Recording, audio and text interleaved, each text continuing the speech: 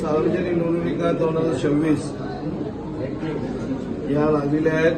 उद्या फॉर्म माघार घेण्याचा लास्ट दिवस आहे, शेवटचा दिवस आहे.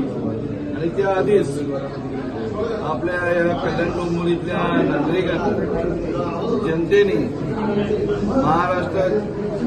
महाराष्ट्राचे लाडके मुख्यमंत्री सन्माननीय देवेंद्रजी फडणवीस साहेब, महाराष्ट्र राज्याचे माजी मुख्यमंत्री आणि महाराष्ट्रातल्या तमाम लाडक्या बहिणींचा लाडका भाऊ आदरणीय आमचे मुख्य नेते एकनाथजी शिंदे साहेब, या कल्याण लोकसभेचे लाडके खासदार सन्माननीय श्रीकांतजी शिंदे साहेब, महाराष्ट्र राज्याचे भारतीय जनता पार्टीचे प्रदेशाध्यक्ष माजी मंत्री सन्माननीय रवींद्रजी चव्हाण साहेब यांच्यावर विश्वास ठेवून या कल्याण डोंबिवली महानगरपालिकेनी जनतेने आज 9 नगरसेवकांना बिनविरोध निवडून देण्याचं काम या जनतेने दिलं. त्याच्यामुळे मी जनतेचं आणि नागरिकांचं मनापासून अभिनंदन करतो, आभार मानतो. सर, उद्या शेवटचा दिवस आहे.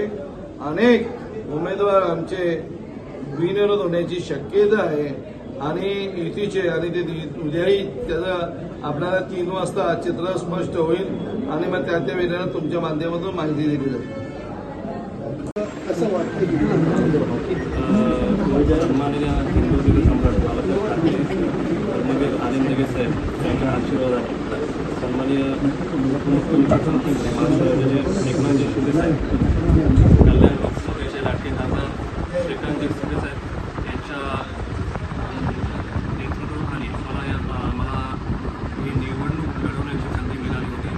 परंतु शिंदे साहेबांच्या कामकाजामुळे महायुतीतले सर्व जे काही उमेदवार होते माझ्या विरोधात त्यांनी माघार घेतलेली आहे. आता म्हणजे जनतेची कामं पुढे चालू राहतील.